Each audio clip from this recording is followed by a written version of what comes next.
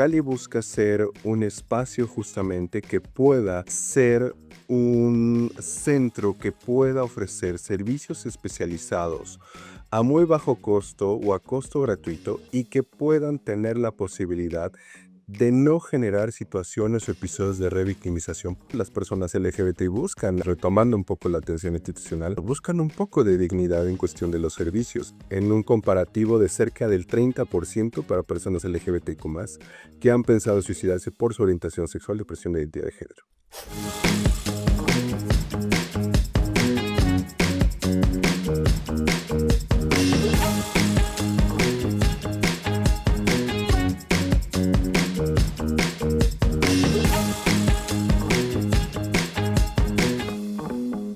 Soy Ernesto Montes de Oca y este es un episodio más de DH Podcast, un programa de la Comisión de Derechos Humanos del Estado de México. Hoy nos acompaña Ricardo Torres, presidente de la Asociación Civil Fuera del Closet y del Centro Comunitario Cali para Personas LGBTQ+ en el Valle de Toluca. Hoy te damos la bienvenida, Ricardo, así que este es tu espacio y ojalá te sientas a gusto y nos puedas platicar acerca de todo este proyecto, de lo que significa un centro comunitario. Muchas gracias por la atención, por la invitación y sobre todo para seguir trabajando, difundiendo este proyecto que justamente como se comenta tiene la relevancia de ser el primer centro comunitario de atención a personas LGBTIQ+ del Valle de Toluca y el primero gestionado en el Estado de México por una organización de la sociedad civil. Todos estos datos que nos estás diciendo son importantes porque además está abriendo una brecha en la entidad en materia de atención a la diversidad sexual y de género. Y con eso quisiera empezar y que la audiencia también pudiera conocer más acerca de esta temática. ¿Por qué es importante tener un espacio como este? Finalmente creo que seguimos encontrándonos con que a pesar de los avances legislativos y los avances en la materia sobre temas de diversidad sexual y de género, se sigue teniendo una deuda pendiente con las personas LGBTQ+, no solamente el Estado de México, sino a nivel nacional. Toda vez que las instituciones públicas no ofrecen servicios especializados o servicios de atención específicos en la materia para atender las necesidades de la población LGBTQ+. Necesidades como cuáles en atención de salud, en atención de educación, seguridad, justicia, apoyos psicológicos, jurídicos, médicos, en fin.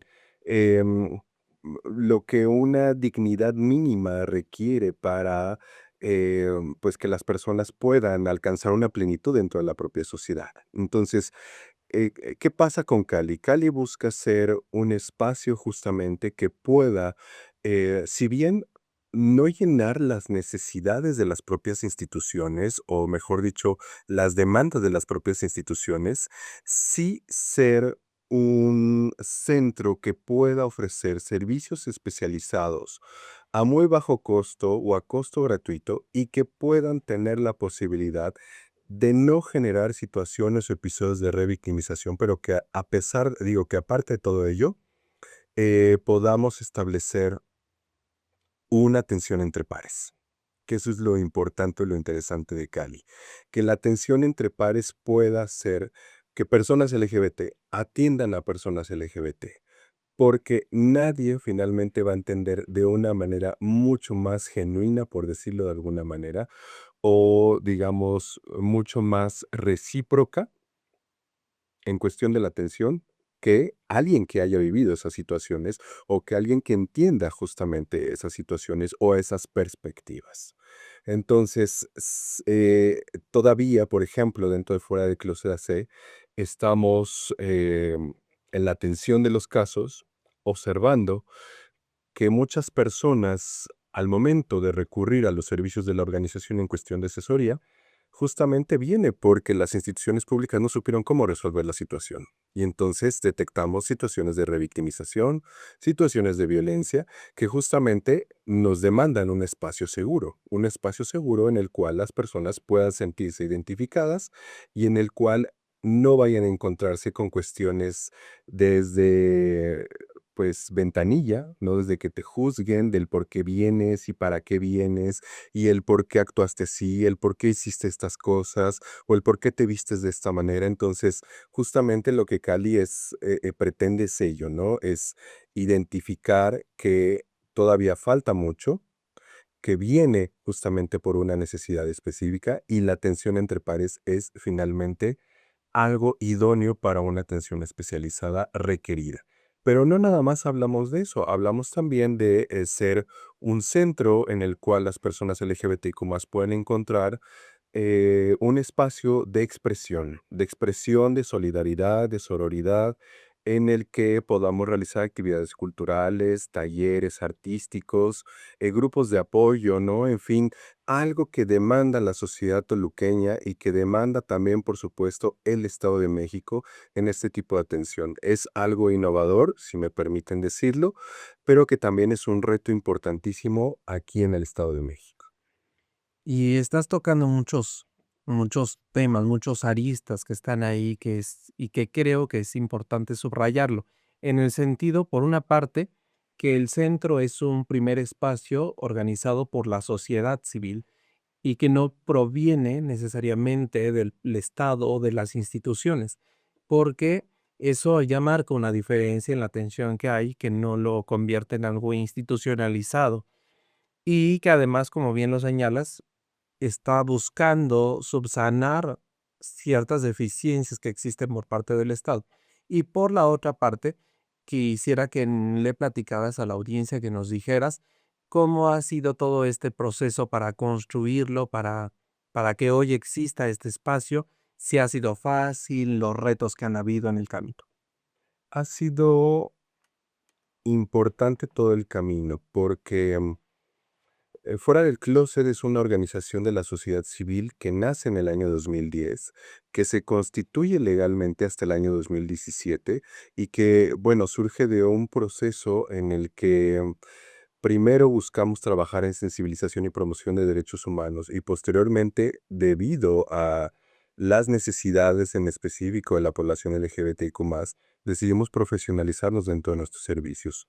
Ahora, el proceso justamente es que estos servicios pudiesen tener justamente un espacio físico en el cual poder otorgarlos y poder dotarlos y sobre todo seguir trabajando en el avance de la organización, pero también el trabajo de la propia credibilidad de fuera del closet AC, ya que si bien existen ya muchos colectivos y organizaciones, lamentablemente la falta de recursos no permite que puedan pues continuar, ¿no? Con estas labores que son bastante loables, que son muy buenas, pero que finalmente necesitan de ciertas herramientas para seguir coadyuvando de mejor manera la atención de las personas del Estado de México.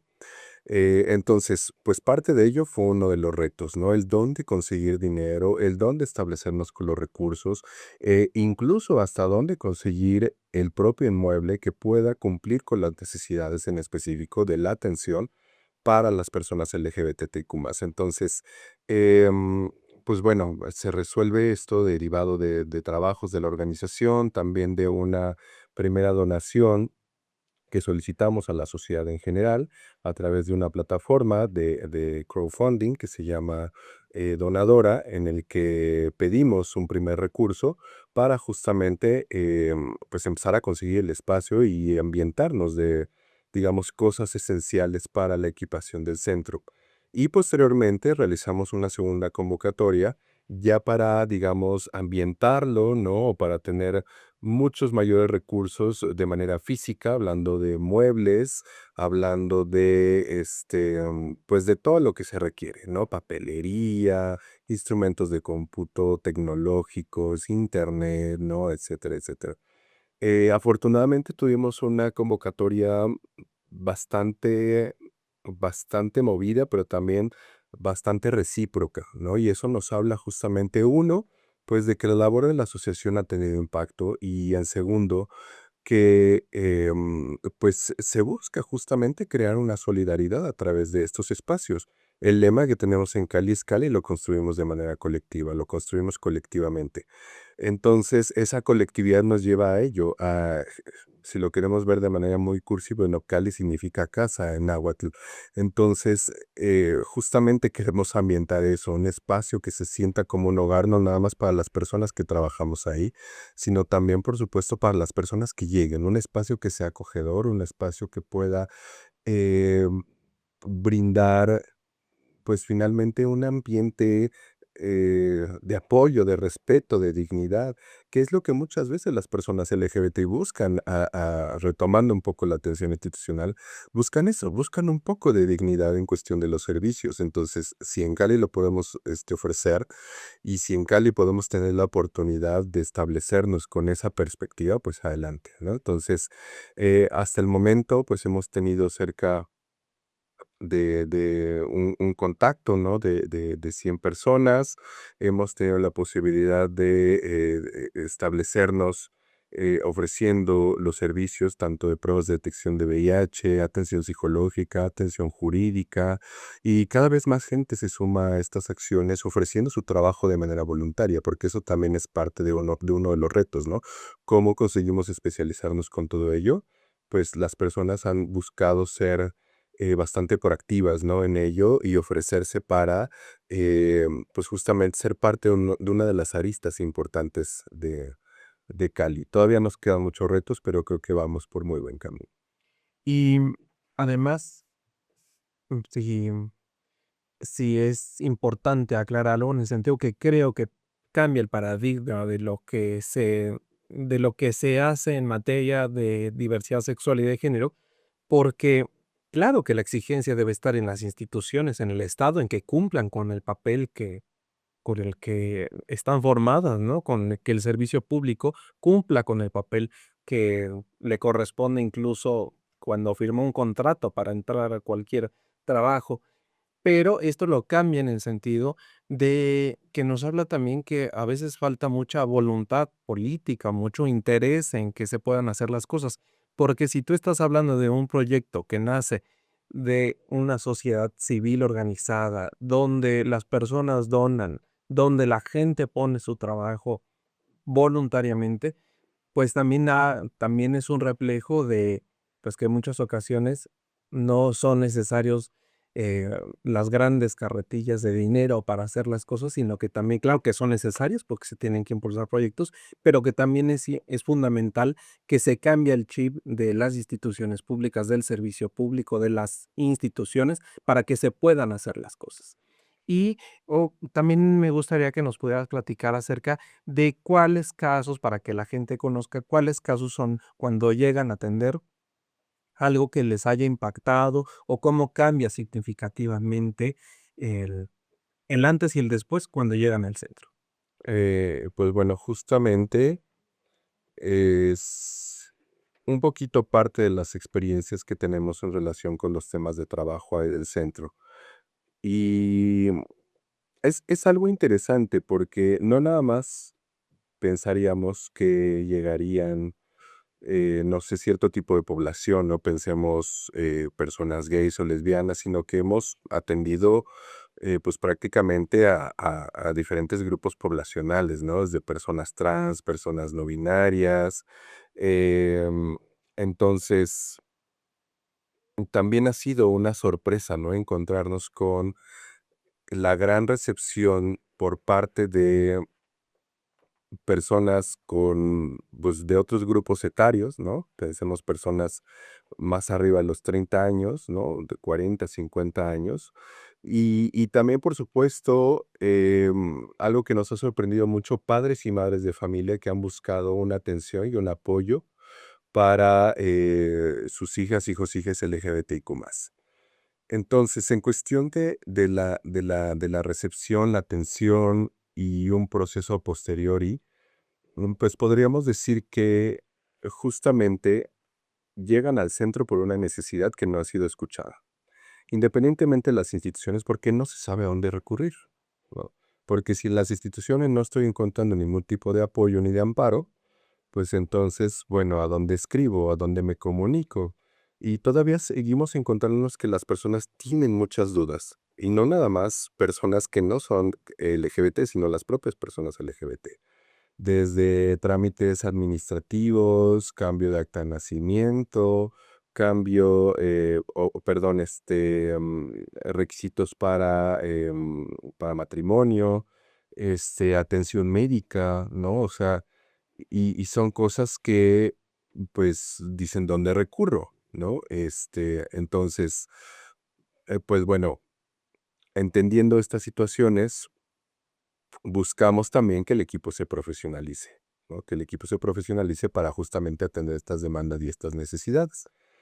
Entonces, pues, cuando a una persona viene, le escuchamos y le damos algún tipo de resolución, pues, independientemente del agradecimiento, yo creo que justamente entienden que alguien les está comprendiendo, que alguien les está entendiendo, que alguien está asimilando una problemática que a lo mejor nadie más podría asimilar. Y eso es algo enriquecedor, pero también, vuelvo a lo mismo, es algo que lamentablemente, pues, la sociedad en general sigue teniendo un desconocimiento, y yo lo diría bastante desproporcionado en relación con otras temáticas.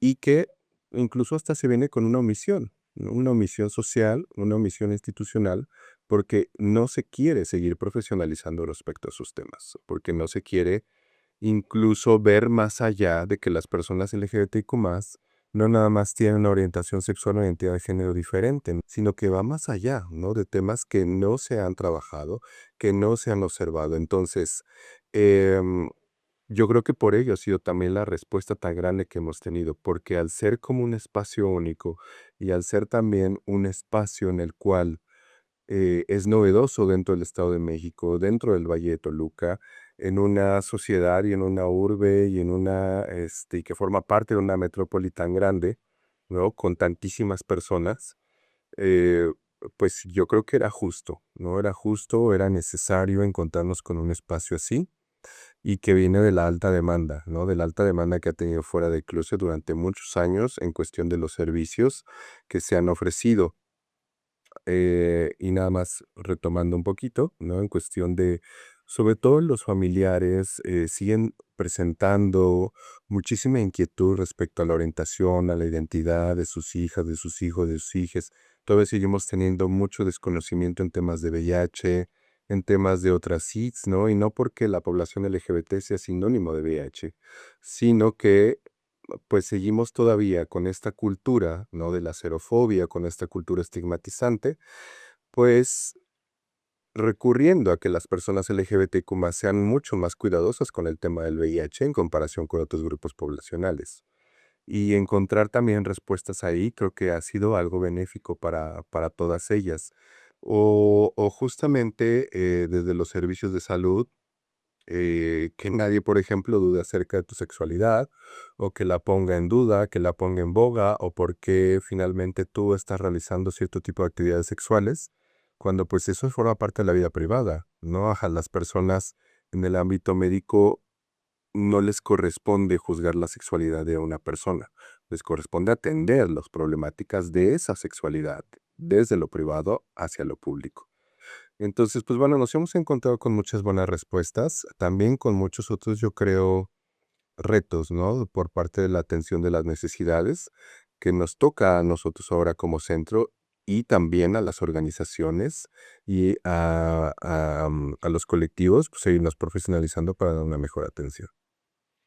Y también creo que es un cierto bálsamo ante la ola, ante el crecimiento de discursos antiderechos, no solo en México, sino a nivel internacional, en muchas posturas políticas, en llegadas de gobierno, modificaciones en leyes, en congresos y también en la violencia que no es nueva, pero parece mucho más constante, ¿no? Que están ahí los casos que no que aunque en muchas ocasiones se habla en los temas de diversidad sexual, ¿para qué quieren más derechos, no? En estos argumentos, o ¿por qué quieren ahora un centro? ¿Para qué salen a marchar? ¿Para qué salen a las calles? ¿Para qué tantas cosas?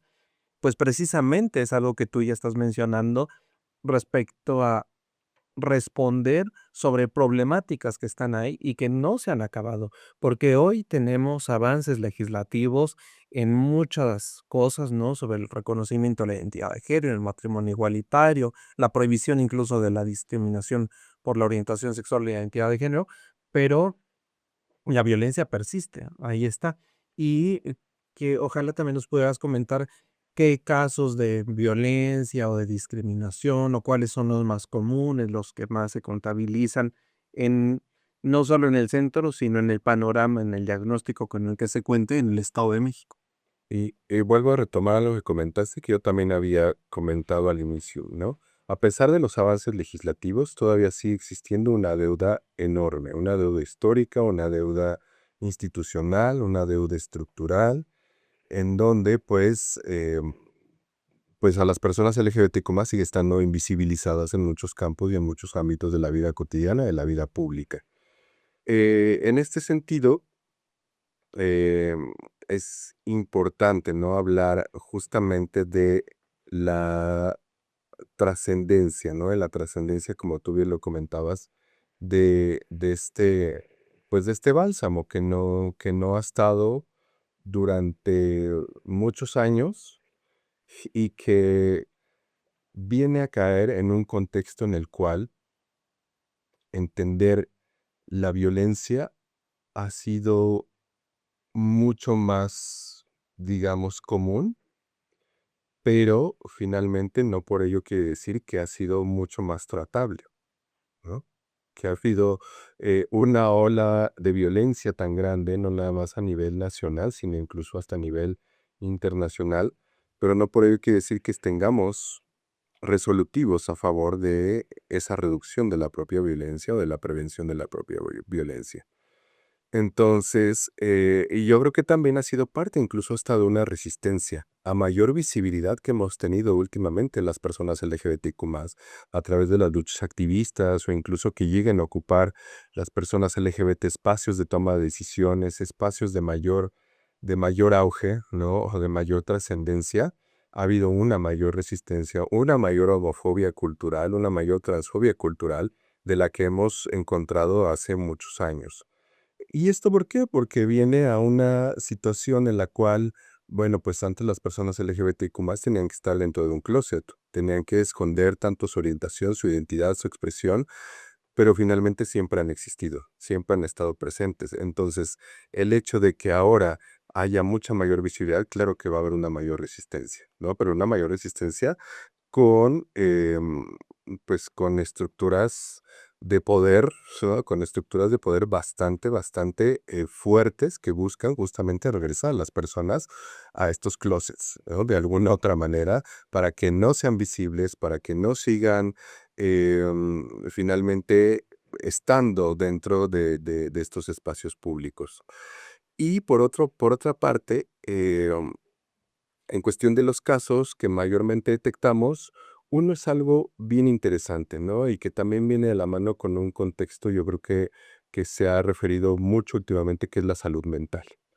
El hecho de hablar ahora de salud mental creo que ha sido uno de los principales demandas, ¿no? Sobre todo ahora de las poblaciones más jóvenes, en las que pues decimos, no podemos aguantar tanta presión que está saliendo en diferentes contextos, ¿no? En una cuestión económica, social, cultural, educativa, ¿no? Etcétera. El que ahora, por ejemplo, ni siquiera haya posibilidad de tener pensado algún tipo de pensión, de jubilación, pues es algo que le interesa a los jóvenes y que finalmente viene a traer problemas de ansiedad, de depresión, ¿no? Etcétera, etcétera. Entonces, pero no nada más venimos a hablar de ello, ¿no? En cuestiones económicas, sino también ahora en otras intersecciones como justamente la orientación o la identidad. Entonces, la salud mental se ha convertido en uno de nuestras principales demandas, porque las personas LGBTQ+ tienen una mayor posibilidad de ideación suicida, perdón, en comparación con pues, la población heterosexual, ¿no? Bien lo comenta la última encuesta nacional de diversidad sexual. Al momento de hacer la pregunta, población de 15 años y más en comparación, ¿no? Personas heterosis en comparación con personas LGBTQ+, ¿quién ha tenido una mayor ideación suicida, no? de 15 años en adelante, 0% por identidad sexual, ¿no? Orientación sexual, identidad de género para personas heterosis, ¿no? En un comparativo de cerca del 30% para personas LGBTQ+, que han pensado suicidarse por su orientación sexual, depresión de identidad de género. Y esto nos da un dato bastante relevante, porque entonces nos dice que las personas heterosexuales cisgénero, pues no tienen problema con ello, con su orientación, su identidad o con su expresión. Y por eso justamente no tienen ideación suicida, y por eso justamente no tienen problemas de salud mental respecto a ello. Por otras cosas tal vez sí, pero cuando intersectamos estas categorías, vemos una realidad completamente diferente. Entonces, y esta atención psicológica viene o porque familiares aún no tienen una aceptación y un respeto por estas características de sus hijas, hijos o hijes, o por cualquier integrante de la familia, por cuestiones de despidos laborales injustificados, por la ansiedad, por la depresión que eso produce, porque finalmente hay que pensar que el trabajo no nada más proporciona un derecho al trabajo, proporciona el derecho a una retribución, proporciona el derecho a la salud, proporciona pues, muchos otros derechos que tenemos ahí pendientes. Em, También, ¿no? Por otras características en cuestión del tema de la aceptación, por cuestiones de violencia por parte de personas en espacios públicos, ¿no? Etcétera. Y bueno, eso por una parte, pero por otra, en el aspecto de atención del VIH, ¿no? Otra vez, no porque personas LGBTQ+ sean sinónimo de VIH, sino por, ya lo decía, este cuidado y esta atención que se tiene mucho más a la apertura, ¿no? En estos temas de AIDS, la demanda ha sido también muy grande. Porque ahora nos encontramos con otras situaciones de prevención, de atención, otro tipo de tratamientos en los cuales las instituciones siguen sin tener demanda. Entonces, pues aquí en Fuera del Closet hablamos de salud sexual y reproductiva y ha sido todos nuestros servicios con mayor demanda. Y finalmente también la atención jurídica, ¿no? La atención jurídica en cuestión de trámites, porque a pesar de que ya nos encontramos con una vigencia, por ejemplo, en temas de identidad, de matrimonio igualitario, todavía existe un desconocimiento muy grande sobre qué trámites están vigentes, qué es lo que debo de hacer, cómo lo debo de hacer y dónde lo debo de ejecutar. Entonces, pues es increíble, ¿no? Que a pesar de pensar que la información puesta a la mano, todavía no lo está, ¿no? Y eso es la labor y la tarea en la que nosotros entramos. Que los avances, si bien ya los hemos señalado, pues eso no significa que en lo legislativo haya cambiado en lo social. Y eso también implica el reconocer que a pesar de tantas cosas que hoy tenemos en el Estado de México, un presupuesto etiquetado para la población LGBTIQ más a partir de un amparo que promovió la organización, que existe un centro comunitario, que hay una clínica de la diversidad sexual en que forme parte de la estructura de salud, un refugio para las mujeres dependientes de la Secretaría de las Mujeres del Gobierno del Estado de México. Todo esto no significa, como tú bien ya lo señalas, que que eso haga cambiar en automático la mentalidad de las personas, no solo de las instituciones, sino de las personas que convivimos diariamente en nuestra vida cotidiana. Y eso también nos lleva a pensar sobre todo ese camino que queda por seguir avanzando y que es importante en el que se continúe insistiendo, porque ahorita señalabas algo que no quiero perder de vista, que no solo es para el centro sí es para las personas LGBTIQ+, pero hablar de estos temas no solo es para la población de la diversidad sexual o que forme parte de ella, sino que debe ser para todo mundo, pero ese es el gran obstáculo creo, en el sentido de que en muchas ocasiones, si yo no soy gay, pues a mí qué me importa lo que les pase, ¿no? Si yo no soy una mujer trans, no, ni siquiera me cruza por la cabeza las problemáticas que puedan vivir o que puedan estar atravesando.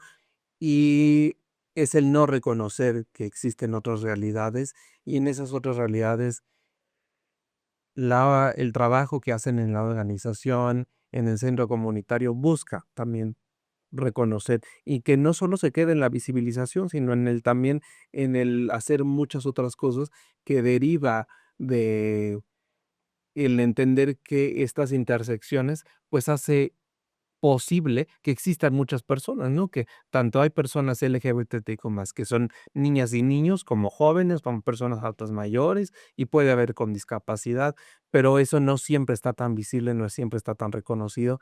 Y como, pues, también que tú nos vayas ahí señalando sobre, entonces, cómo cambiamos este discurso de la violencia para construir algo más de paz, algo más comunitario. Esta ya es una respuesta ante ello, que sea algo más colectivo, pero ¿cómo le hacemos? Yo sé que no es una receta de cocina, ni es varita mágica, ni nada, pero ¿cómo le hacemos para que eso vaya transformándose? Yo creo que has tocado un punto muy fundamental porque finalmente hay que entender que la violencia, la discriminación, la homofobia y la transfobia son problemas de todas las personas, son problemas de toda la sociedad. No es algo que sea un catalizador de agresión exclusivamente para una persona o para cierto grupo poblacional.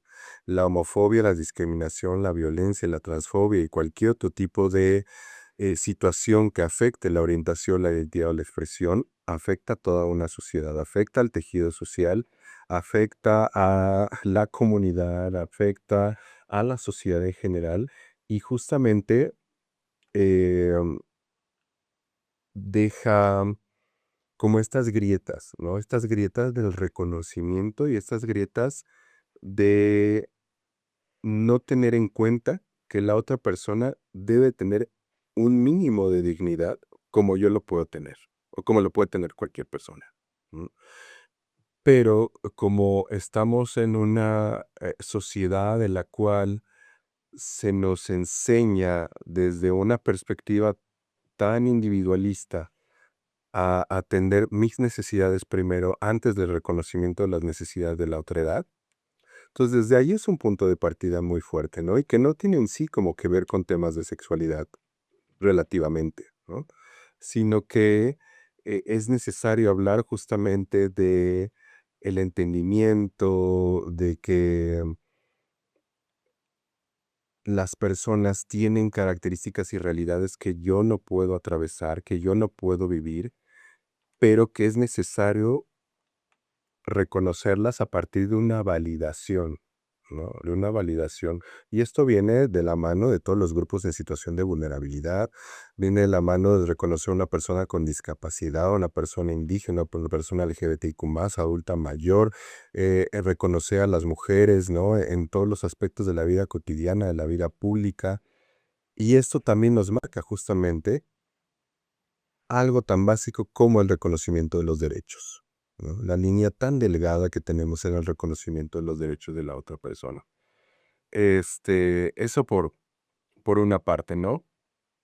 Pero por otra, yo creo que también es importante, ahora sí enfocándonos dentro del tema de la población LGBTIQ+, enfocándonos en puntos específicos de atención, ¿no? Que yo creo que deberíamos de trabajar en una reeducación en un aspecto de conocer más allá acerca de qué es la orientación sexual, qué es la expresión de género, qué es la identidad de género, que, por ejemplo, entendamos que las personas LGBTQ+, no, pues, no son marcianos que vienen de Marte o no vienen de otro planeta, sino que están dentro de nuestra sociedad, están insertas dentro de nuestra sociedad. Y que el reconocerles como tal, el trabajar con estas categorías, el identificarlas, el asimilarlas, el respetarlas, eh, nos puede dar justamente un panorama de convivencia mucho más armónica, ¿no? Y empezar, por supuesto, sí, claro, desde la familia, pero también en los espacios de educación como las escuelas, en los espacios de integración como los trabajos, en los espacios públicos recreativos, ¿no? En donde podamos empezar a entender ello, que las personas LGBTQ+ están presentes, están visibles y que no pensemos también que viene una especie de imposición, porque no es eso. Porque otra vez retomo este argumento, ¿no? De que, pues es que el closet había estado ahí durante mucho tiempo, ahora vemos mayor visibilidad, pero no es una situación de que ahora venimos a observar que estas realidades están presentes y que por tanto hay que respetarlas solamente porque sí, ¿no? Sino que finalmente venimos a respetarlas porque son personas, porque merecen justamente estar insertas en la sociedad tanto como tú, como yo y como cualquier otra persona, ¿no? Entonces, no es un tema de imposición, no es un tema de ideología, no es un tema de moda, es un tema de respeto, un tema de reconocimiento ante cualquier circunstancia o cualquier situación que me atraviese. Porque vuelvo a reiterar, es lo mínimo que merecemos las personas en una sociedad en la cual merecemos la garantía de todos estos derechos. Y digamos ya como para ir cerrando también, en lo colectivo, en la colectividad que pretende Cali, justamente es ello. Tal vez desde lo mínimo que podamos trabajar, desde lo mínimo que podamos hacer, podemos generar grandes cambios, ¿no? Tal vez pueda ser solamente un centro comunitario en una región, eh, pues muy pequeña del Estado de México si comparamos los 125 municipios y la gran cantidad territorial que está y la gran cantidad de problemáticas que existen. Pero si estamos empezando a modificar o a cambiar la vida a partir de una atención especializada, una atención necesaria, creo que ya podemos empezar a hablar justamente de este reconocimiento mínimo de la dignidad de la persona. Una dignidad que ha sido negada, histórica, social, ¿no? Y estructuralmente, y que nosotros estamos diciendo a esa persona, tú sí eres válida, ¿no? Y esa validez también refleja empoderamiento. Y si yo estoy empoderando a una persona en una sociedad que le ha negado los derechos, que ha sido homofóbica, que ha sido transfóbica, estamos dando justamente parte a que, pues creemos sociedades en las cuales digamos, aquí estoy resistiendo, estoy existiendo y merezco justamente tener las mismas oportunidades que tú tienes en esta vida, ¿no? Entonces, pues pues justamente Cali viene a subsanar ello, ¿no? A subsanar ello y a que podamos empezar desde un círculo muy pequeño, desde un círculo de trabajo pues muy pequeño, pero que puede generar grandes cambios en las vidas de muchas personas. Y ese es un lenguaje poderoso, y es el lenguaje poderoso de los derechos humanos, que los derechos humanos no conocen límites ni fronteras, ni deben ser obstaculizados. Los derechos humanos nos corresponden a todas las personas, porque de eso se trata cuando hablamos de la universalidad, de la progresividad, de la interdependencia de los derechos humanos, que nos corresponden a las personas por el simple hecho de ser personas, sin importar con quién me relacione afectiva, erótica, sexual, emocionalmente, sin importar cómo me identifique, cómo me autoperciba, cómo me vista, cómo me manifieste ese género. Y eso es lo que tenemos que ir trabajando y que espacios como Cali, como la organización Fuera del Closet, hacen día con día y que no parecen esfuerzos pequeños ante toda la realidad que está ahí, sino que transforman las vidas de las personas, y transformar la vida de una persona nunca es algo mínimo, sino que como tú lo señalaste y lo subrayaste, engrandece a la propia cultura de los derechos humanos, robustece la libertad, ensancha la igualdad, y eso da más pie a que haya una sociedad, espacios más justos, más democráticos, más solidarios, y eso lo reconocemos ampliamente. Así que solamente para cerrar, que le puedas recordar a la audiencia, bueno, no recordar porque nunca lo dijiste, pero que sí lo puedas decir, dónde está este espacio. Pues bueno, les invito a todo el público que nos sigue a que visiten Cali. Cali es un centro que se encuentra ubicado en la calle de Josué Midlo, 417, la Colonia Morelos, primera sección, en Toluca, Estado de México. Pero también les invito a que si ustedes tienen el interés de donar y seguir nuestro trabajo, lo hagan. Cali se construye, como ya lo habíamos comentado, de manera colectiva y si en tus posibilidades está donar desde papelería, equipo de limpieza, equipo de higiene o incluso mucho más allá a través de otro tipo de donativos, desde sillas, mesas o lo que tú quieras aportar, justamente lo aceptaremos con todo el corazón del mundo. Te invitamos a que nos conozcas también a través de nuestras redes sociales. Ahí puedes seguir todos los trabajos que realizamos dentro de este centro, que también justamente alberga la Asociación Civil Fuera del Closet AC. Nos puedes seguir en Facebook, X e Instagram como Fuera del Closet y también, por supuesto, a través de la página de la Comisión de Derechos Humanos del Estado de México. Con mucho gusto ahí estaremos aportando información necesaria para este centro.